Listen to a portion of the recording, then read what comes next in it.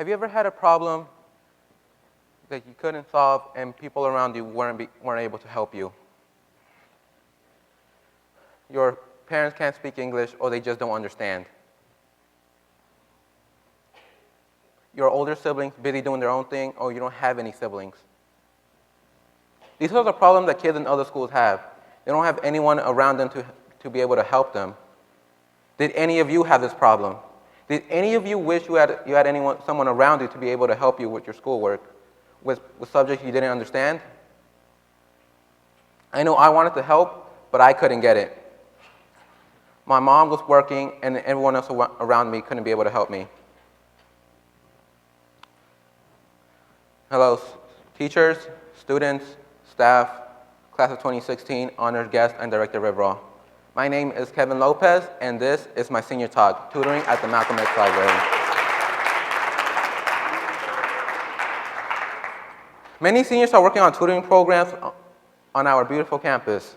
I am so proud of them for taking the initiative and beginning these pioneering programs, which will help future Gompers Prep students. I knew I wanted to help students because I knew the struggle of doing things on my own. I used to sit at the kitchen table, not looking at an essay prompt, not knowing what it was trying to say, nor what to write for it. I wish this happened to me only once or twice, but it happened often. There will always be a need to help students. However, as I sat at the lunch table just outside of the auditorium, I was thinking about the students from the other schools who have different resources. I knew there were schools who didn't have red lists and programs from Encore. That is why I decided to volunteer in a different area in my community. It began with research. I went to the website called volunteermatch.org where I could help make a difference. I had to consider things such as hours and the location because I did not have transportation. Everywhere I decided to go, I had to walk to. I picked to go volunteer as a homework coach at the Malcolm X Library. Check out where I work.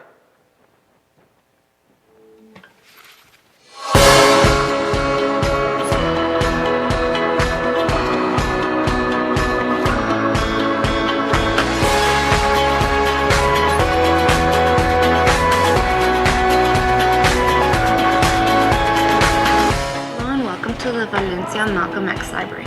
Unfortunately, we don't have the permission to take pictures of the awesome kiddos that Kevin tutors, but we still wanted you to see the library and all of its incredible resources. Thank you.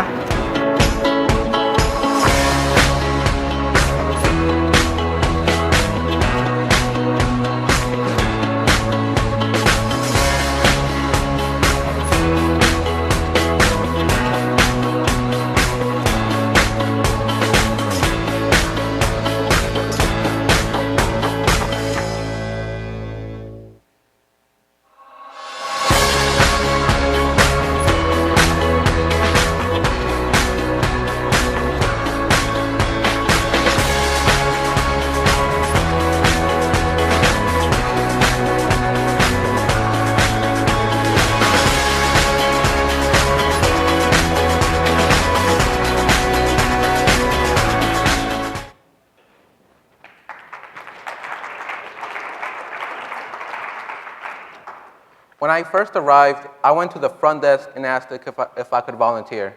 To be able to volunteer, I needed to be comfortable talking to all students. I needed to be proficient in reading and writing.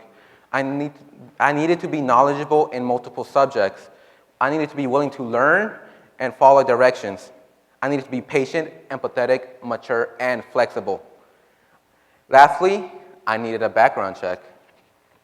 There were challenges along the way, especially in the beginning. Like any new skill, responsibility, or task, there's a period people need to adjust their previous behaviors. I have never been a good time manager. Sometimes time just slips away. Now I had to learn to balance my 3 AP courses and tests that I was studying for, my tennis team, which I had games and practices, and now this new commitment of tutoring.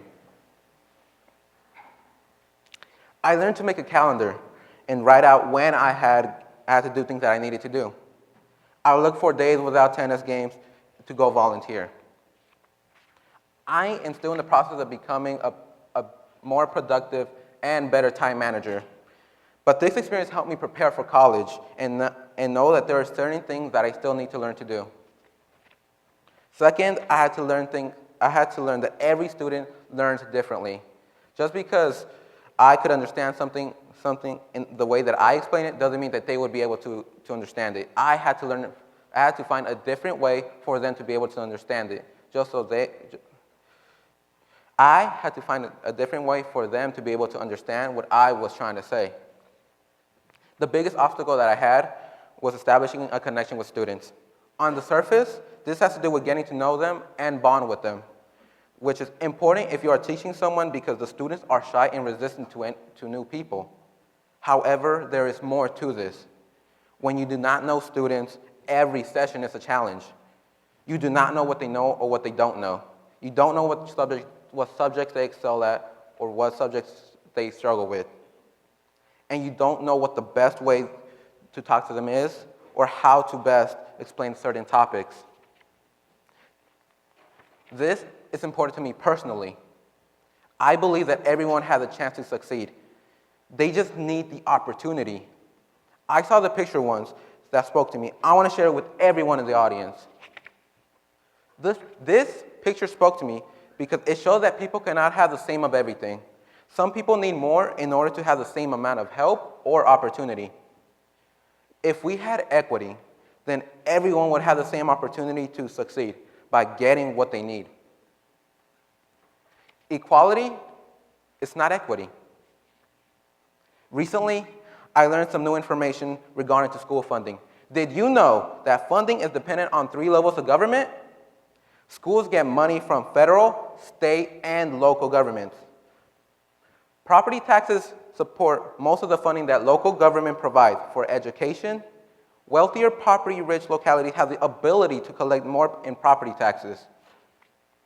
Recent research suggests that resources are not evenly distributed among schools and school districts.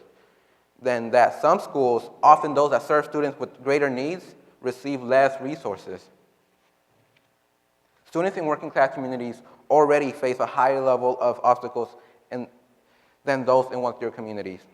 They might not have access to a computer, internet access, they might not have help from their parents, and let alone access to tutoring, which they needed the most.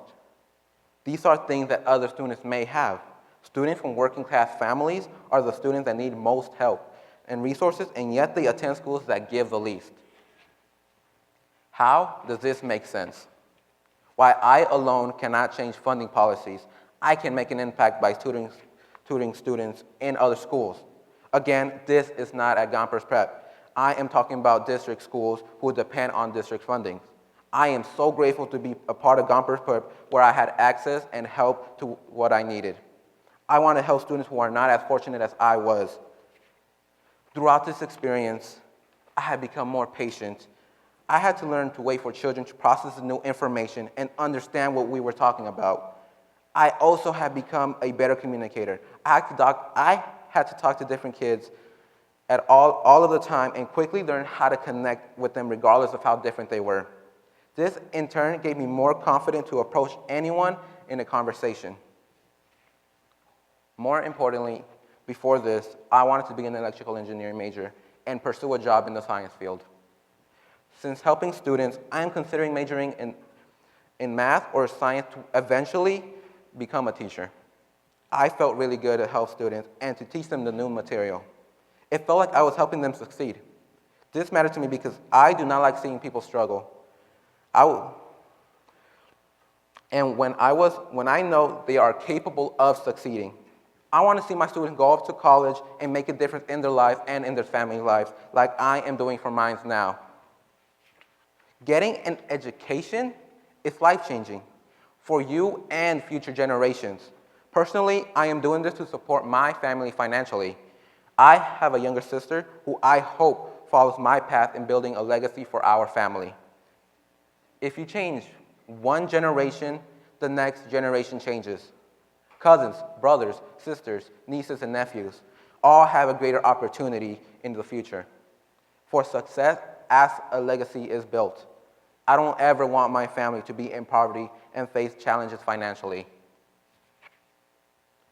With an education, you have access to better healthcare, access to shelter and safety.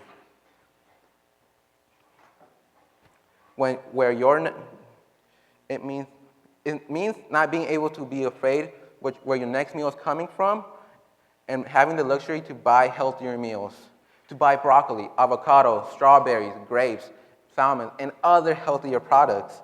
In general, people who have a higher level of education have a higher quality of life for these reasons and others.